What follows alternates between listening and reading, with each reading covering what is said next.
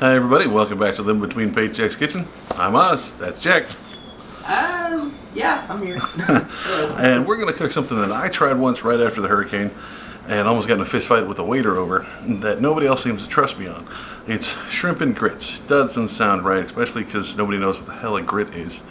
So we're going to figure it out, we're going to get into it, and before we get too far into it, just be sure to like, share, subscribe, click the little bell in the thing so you know when we're putting all this stuff up. And let's get into it.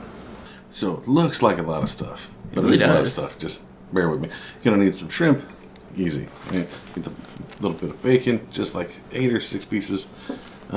Cheese. You're going to need like leftover pieces. You're going to need some garlic, butter, green onions, some chicken broth, and quick grits. Grits. What's a grit? We'll find out later. Bit of corn, some milk. You're going to need some kind of salt, pepper, and some kind of seasoning.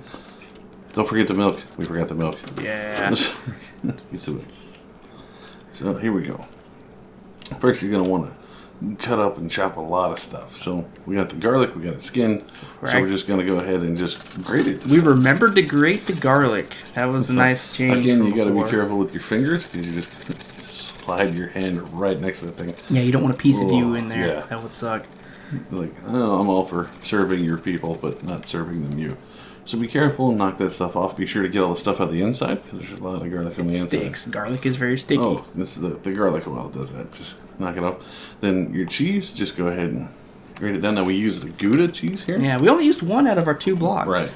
So I think we only needed a solid cup. It was a half block of we're cheese. We're supposed to have a cup. So it was about a half block of the cheese, and we used the Gouda, which is really good. Yeah. I've had it with all kind of other cheeses and stuff, but I'm a Gouda fan. I can't help it. Gouda. Yeah, I didn't know you could get Gouda at H-E-B in the block form. Take the butter and cube it. This helps it break down when you're making the grits. Helps it where it melts and doesn't take longer to cook. We should probably do this for all of our butter needs, to be honest. But and then green onions, I have to make sure they're washed. Like, you wash them, come back, cut off the little fuzzy bits. Don't need the little roots. Unless you really want the roots. Yeah, it's just like you eat it and feel like you're brushing your teeth with I'll onion. Try to throw them away, but you just can't quite get it. Gonna get outsmarted by the end of the onion. Well, you're gonna just, chop this up, right? But you want to keep a little bit of it to kind of sprinkle on top as kind of a dressing kind of thing. So just take it, slide it off to one side. You're gonna want to cook most of the white and the light green parts, and then leave some of the darker green parts to sprinkle on. Now you got 8 slices of bacon. Now you don't have to have bacon if you keep your bacon grease. Yeah. Mostly just the bacon is here to get bacon grease. Yeah, we didn't realize that until this recipe just made me angry. It's because we spent an extra $3 on bacon out of our budget that we didn't need because we keep bacon grease. So let's chop that up so you get the grease out of it. Now get your pot. It's clean. It's just stained. Yeah. It's like tea stains, I think, from forever ago. So you put your 2 cups of milk in there. Right? And then your 2 cups of chicken broth. Yeah, we only used 1 can because apparently that was 2 cups. It was just enough of chicken broth. And then that a third of a cup of butter. And then your salt and pepper just goes right in there. And just throw your dries in right on top. Get this up and get it warm. Once it gets to boiling, then you come back to it. You whisk and try to get your peppers and stuff knocked in, but it blends so easy. It's not near as bad as they try to put cinnamon with anything. Yeah, it does not take a lot of effort. So once it gets to where it's boiling up, just put that 3 cups grits. Ground corn, right? That's what grit is? Bits of non-sweetened corn. And just throw that grits right in there. You can just follow the stuff on the package, but we use the chicken broth in it because we're putting savory stuff with it. And once it gets boiling again, just pull it off the side. Now you can start cooking your bacon in your skillet. And I just used my hand because it wasn't hot yet. Then it got hot and I didn't want to use my hand anymore. Time to not use the hand. Cook this till it gets about crispy so you get all the grease out of it. Again, we got the super cheap bacon. That way you get more grease out of it. So just keep kicking it around. Don't want to evaporate or let it cook off. Now, once you got this, be sure to stir it every now and then as it thickens. With the grits in there. It will get pretty thick if you don't pay attention to it. And then just take your cheese and just put it right in there. Like once you knocked all the lumps out of it and it's hot, put your cheese in, spin it around. Once it starts to melt the cheese, which is really fast. I did not know that adding cheese to grits was a thing. Oh, yeah. Then again, I've never ate grits before. not much of a grit person, right? Yeah. So you can kind of see, now once you put your fork in it, stir it around a little bit, pull it out, and it gets all stringy because of the cheese.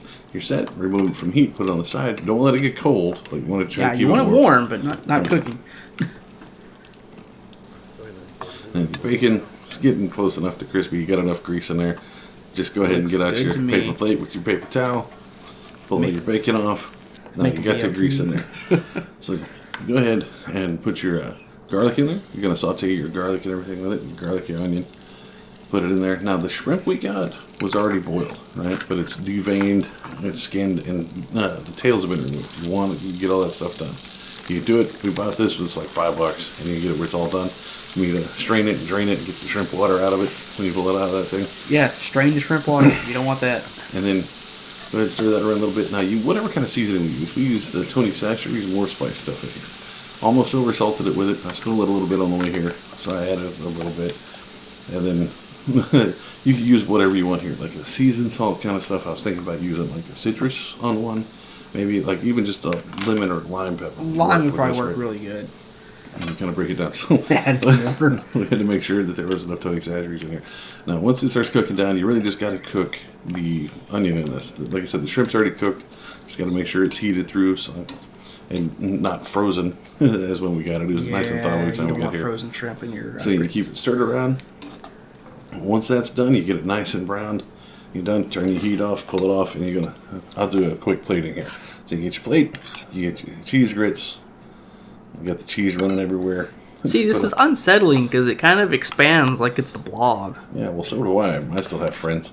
So you can take that in there. Now you get you a couple of scoops of this shrimp. You see it's kind of just mushing out. Yeah, it's just expanding. It's weird. Well, I like food that looks like it's trying to run away. It feels like there's a sport to it. And then you get you some of the green onions, sprinkle that on top. And then since we still had that bacon, since we didn't need the bacon for anything, we went ahead and sprinkled some of the bacon on top too. And boom, there you go. Now, best way to do this is get you some garlic bread or some nice buttered toast. Serve it with the toast. That way you can sop. That's S-O-P. And you're done. Now, this one pressed our budget because we had to buy the bacon and stuff. So this was right at $10. And we shop around and get some sales and stuff. But feeds 4 to 6 easy, and it's great. I'm telling you, try this. It's outstanding. Feed it your family, your in-laws and stuff. They all look at you funny until they try it. So there you have it, shrimp and grits. Now, I know a lot of people, as soon as they hear that, went, what the hell, dude? But I want to personally challenge you, try this. Trust me, it is very, very good. Sounds weird, looks weird, but it tastes great. Trust me, get at it. So we'll see you next time, right here on YouTube on Tuesdays and Fridays. Well, we're here the entire time, but we upload on Tuesdays and Fridays. In between there, you can find us at Instagram at Living Between, or Facebook at Living Between Paychecks Kitchen there. You can also find us on Pinterest as well. You can find us on Patreon if you want to help us out. You see a lot of the stuff we want to do and you want to help us out. There's some stuff on there for you guys. Shout out to our patrons. Thank you very much.